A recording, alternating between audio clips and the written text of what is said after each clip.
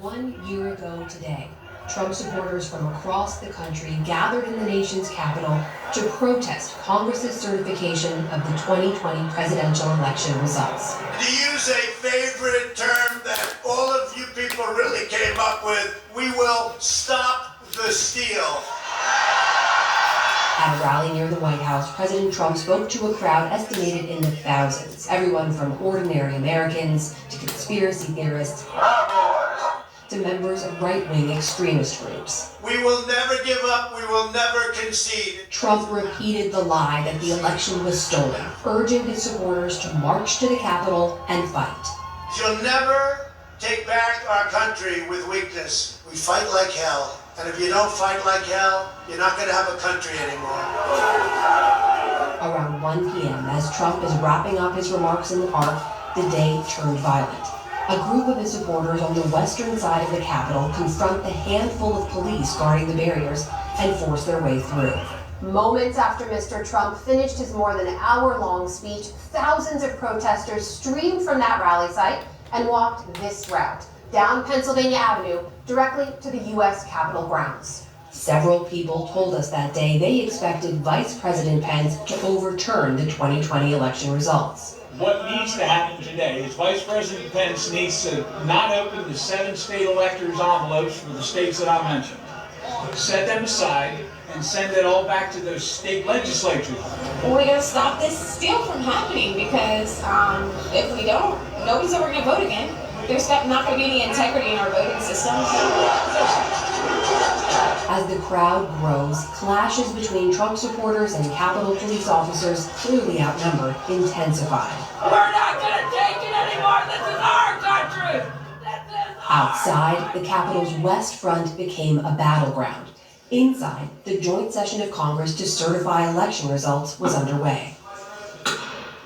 The traditionally ceremonial process is upended by Republicans, led by Representative Paul Gosar of Arizona and Senator Ted Cruz of Texas, challenging Trump's loss, sending lawmakers to their separate chambers to debate. What does it say to the nearly half the country that believes this election was rigged if we vote not even to consider the claims of illegality and fraud in this election? Meanwhile, around 2 p.m., the east side barricades are breached. Here's what I saw from outside the Capitol. Half an hour ago, vehicle barriers that had been set up about 100 yards away or so from the Capitol were first breached by a group of protesters. Capitol Hill police retreated a little bit more. Then hundreds more protesters started to stream up this walkway in front of the Capitol.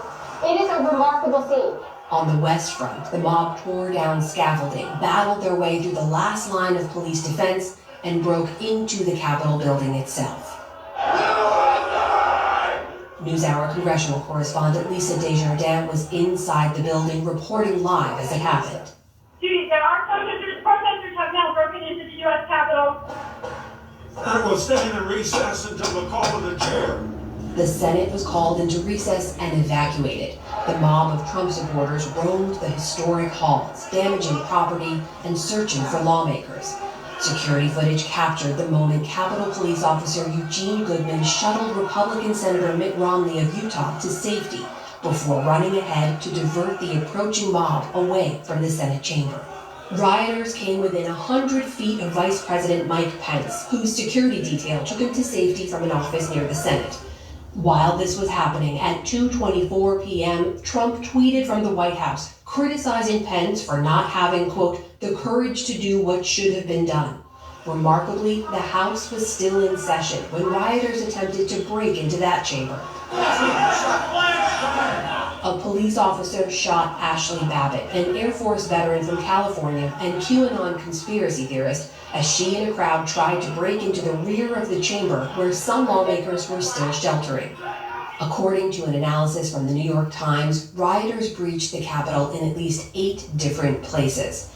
They entered the Rotunda, Statuary Hall, and the Senate chamber. Some broke into the offices of lawmakers, including House Speaker Nancy Pelosi's.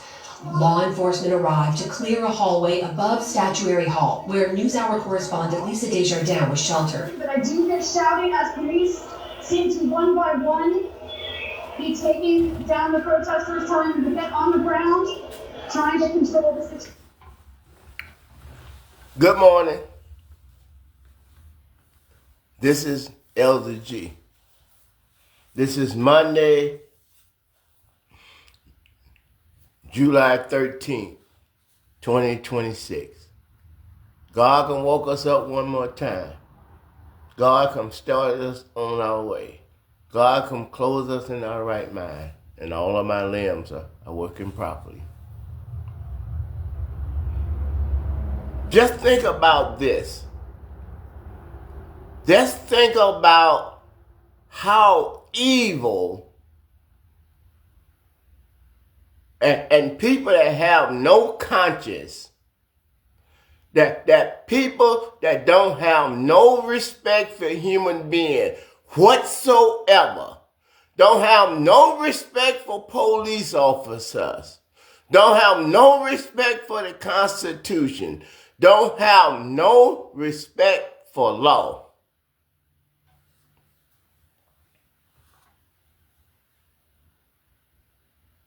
President Trump, at the end of his first term after he lost the election, President Trump called a mob to Washington, D.C.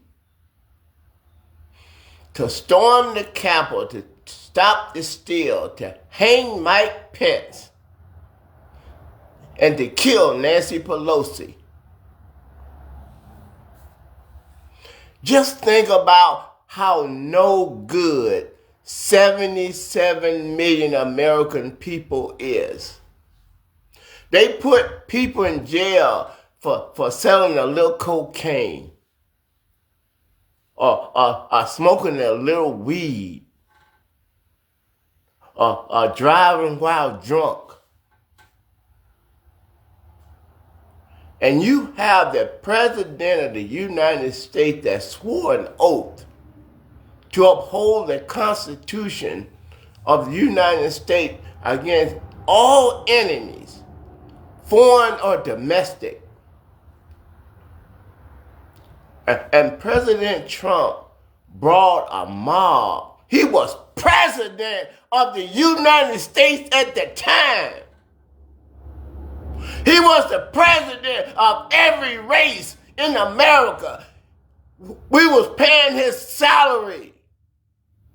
And he turned the gun on the American people and police officers and congressmen and people in the Senate. And the American people is so prejudiced and so hateful. And even after this man did all this, he got convicted of sexual assault. He got convicted of 34 felonies. And these anti-constitution prejudiced people voted in November of 2024 to put this criminal and this terrorist back into office. And then they trying to tell the American people just to shut up. That's the biggest lie they ever told. That's the biggest mistake that prejudiced white man ever did. Because every country around the world, they saw what we saw at the same time. That no good president put a mob on the very government that he is the head of. At the time this mob happened, President Trump was the head of the Army, the Navy, the Air Force, the Marine, the Coast Guard, the National Guard, the Border Guard. And he sit in the White House dining room eating McDonald's, watching it on TV, and wouldn't even call the National Guard to come in. And you want us to shut up. He paid Ashley Babbitt family that stormed the Capitol are terrorists against the Constitution. He took our tax dollar of black and brown people and paid a terrorist family that tried to destroy the Constitution of the United States of America. I will never forget it. I will never forgive the president and the people that follow him, that attacked this country, that attacked our laws, that attacked the Constitution of the United States of America. And here it is, 6 years later, and you still telling those same lies. Doing and saying the same thing. You are just no good, and you are no good to the core. You ain't never gonna be forgiven. Not for that evil that you brought up on this country. And then all the people that stormed the Capitol that got convicted. President Trump promised them for 4 years. If he get to be president, he gonna pardon them and he gonna give them a free record. And that's exactly what they did. They went out in the rain and the cold and voted for a terrorist so they can get a pardon for all those evil crimes they did on January 6th. You can't get no more evil than that. President Trump is an evil man. I'll sit down with President Trump anytime, and I'll put my truth up against his lies any day of the week. People sold their soul that day for 30 pieces of silver. People gave up on the Constitution and the idea of the Constitution to follow the devil that day. They made a conscious choice to try to overthrow the Constitution of the United States, and you're still doing the same thing today.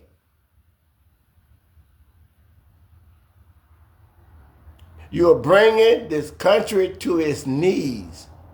You are bringing this country to a civil war.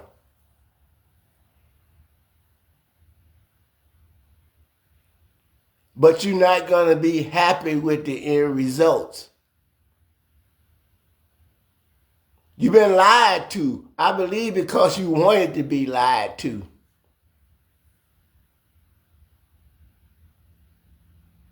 That's just the way you was raised.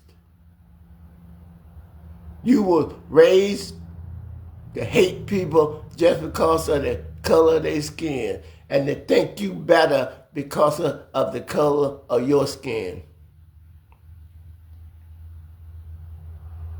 You hit the end of your road. Minorities, black and brown people, we ain't going back, and we don't have no intentions on going back. We don't have to. We on the side of God and Christ.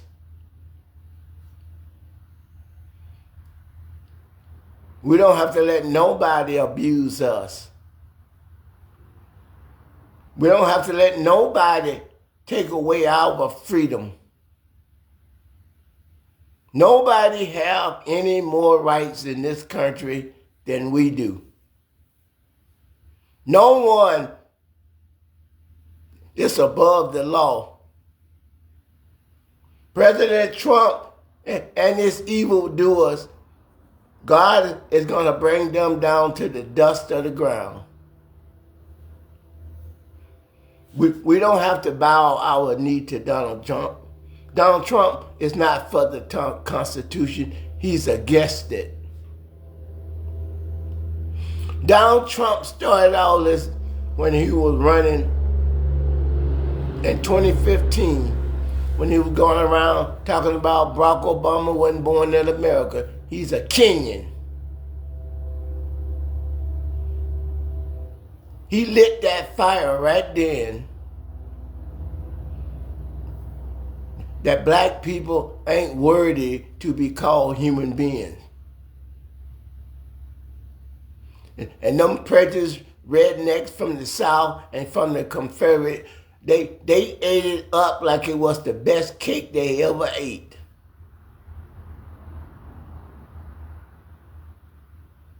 All they cared about was whiteness. All they cared about was dishonesty and lies. That's all they care about on Monday, July 13th, 2026. That's all they care about now is lies. Flag. Meanwhile, rioters like Jenna Ryan seem to revel in their white privilege. She said, "Sorry, I have blonde hair, white skin, a great job, a great future, and I'm not going to jail." In fact, Ryan reported to prison right before Christmas for a 60-day sentence. Another January 6th rioter from North Texas, Mark Middleton, charged with assaulting D.C. police officers, is now running for a seat in the Texas legislature on a platform of building Trump's border wall, gun rights, and possible secession from the Union. And the big lie conspiracies continue. This county is one of 4 in Texas where officials have launched more audits of the 2020 election. Initial results, released on New Year's Eve, found what all other audits have found: no evidence of widespread voter fraud.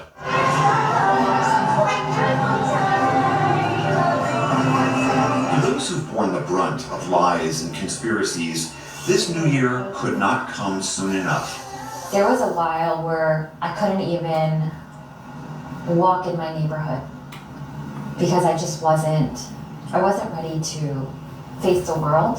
I mean, I'm raising 3 daughters. What kind of a world are we living in? How do we get out of it?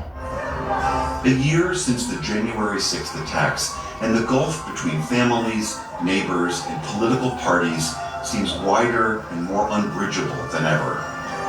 For the PBS NewsHour, I'm William Brangham in Collin County, Texas. On January 6th, as rioters breached the Capitol security perimeter, Capitol police officers tried pushing back the crowd in an attempt to protect the building and the lawmakers still inside. One of those officers was Brian Sicknick. Pro-Trump rioters sprayed him with a chemical substance during the insurrection. He collapsed later that evening. He suffered 2 strokes and he died the next day at the age of 42. Officer Sicknick and Sandra Garza were together for 11 years, and she joins me now. Sandra Garza, thank you so much for joining us to talk about something so personal to you. Tell us a little bit about him. Well, Brian was just one of the sweetest, kindest men I've ever met. And I know that sounds so cliche, when a loved one or someone that you care about so much passes away, for people to say, oh, they were the kindest, sweetest, person I've ever met. But it really was true. And I mean, to really emphasize how true that was about Brian, even the investigators who were investigating Brian's death, because it took 3.5 months to find out what caused his death. They actually said to me that they could not find one person, not one single soul, to say anything negative about Brian. That's how well liked and how good of a person that he was. Brian got along with everybody. He was just a warm, loving person. And so it really hurt me a lot to know that he suffered greatly before his death. So, and we know he was a good person. I know some people have looked at what happened, they've read a little about it, and they've questioned the connect. These are all the things that the 77 million people that voted for Donald Trump, they knew all of this. They knew about his twice impeached. They knew that he had been convicted of sexual assault on Eugene Carroll. They knew that he had been convicted of a 34 felony. They know that he done bankrupt 6 companies. That's exactly what they wanted. They wanted somebody that evil that will walk all over people and tear people down because he have no conscience. He have no integrity. He has no respect.